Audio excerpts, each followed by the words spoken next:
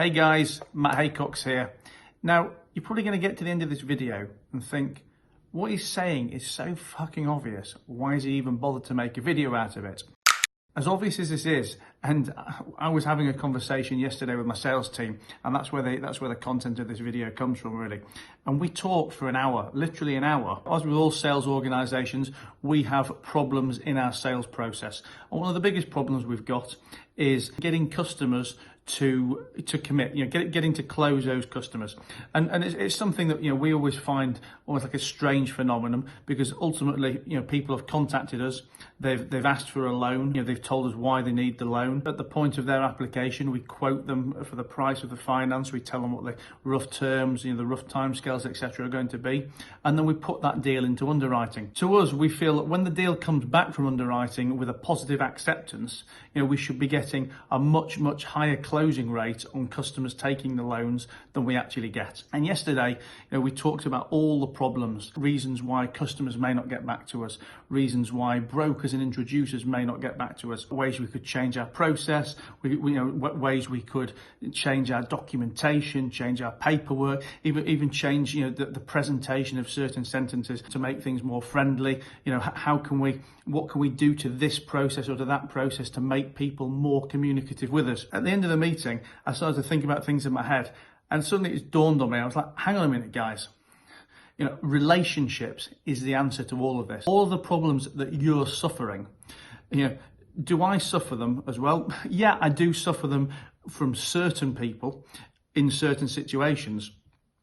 80 to 90% of the business I do is with people who I have strong relationships with, whether that's introducers or whether it's customers who I've built a relationship and built a rapport with. At the point of dealing with those people, ultimately nothing else matters, because there's no issue with honesty, there's no issue with timescales, there's no issue with any of the problems that we suffer on the other side of the business, because the strength of that relationship transcends all these other problems. Now, am I saying that I close every deal every time? No, not at all.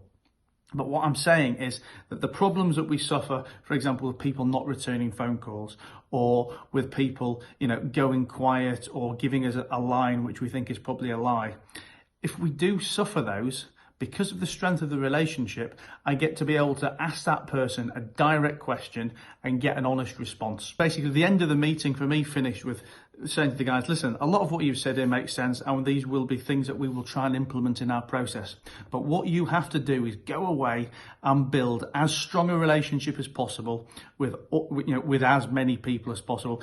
And again, that doesn't mean you have to go and build phenomenal relationships with hundreds and hundreds and hundreds of people, because now you'll all know your businesses individually better than I will, but you will have certain people, certain introducers, certain business generators, certain partnerships who will give you more business than other people. I think any business can have 80% of their business derived from 10 key relationships. Again, whether they're big customers or big introducers of smaller customers.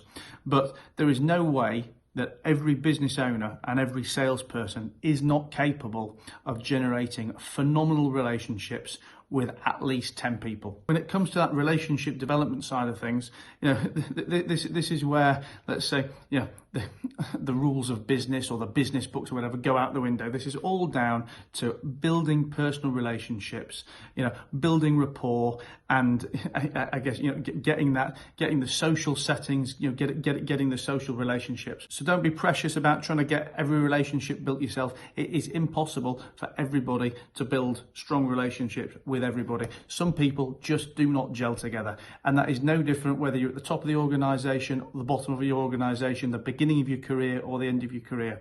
I have just as many issues building relationships with people who don't get me as other people in our organization may have building relationships with people because they're new to the game.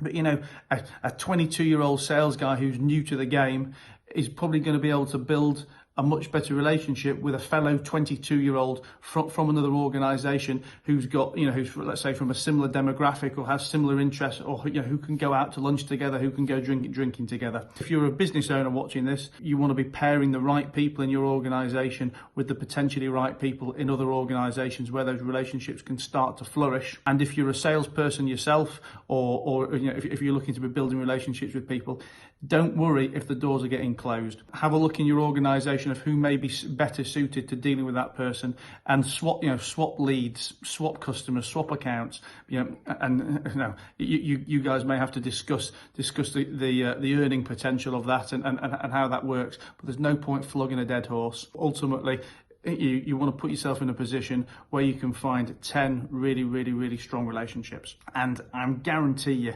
that a month's worth of effort on this, a couple of trips to the pub or trips to the gym, or and I say this stuff because it's key to get out of the business and get out of the working environment. You're not going to build these relationships on the phone. You're not going to build them in the boardroom. Get out there and find out what it is that interests the other person. One of my videos that you guys may have seen in the past was talk about networking in unusual places, and I was actually in the boxing gym and ended up in the ring with another guy who was training. We didn't know each other when we went in, but by the end of that hour, we had a phenomenal, let's say a phenomenal bond, because we've both been in a prolonged position of adversity. Bonding with people, building these relationships, it's not about spending big money, but what it is about is, let's say, thinking outside the box, finding out what interests other people, and putting yourself in non-business social situations where you can start that relationship building journey. And like I say, 10 great relationships is going to do a hell of a lot more for you than 1,000 warmish leads. I hope you find that useful. I guarantee you will. Like I say, some of you watching this are already going to think that's so obvious, why is he even talking about it? But I talk about it because most of the videos, well, all of the videos I make come from my personal experience with things. And as obvious as even this is to me, I actually sat through the hours meeting yesterday without this dawning on me until the end. So whatever problems you have in your business, whatever problems you have getting answers from people that you want to get answers from, all of that will be solved with fantastic relationships.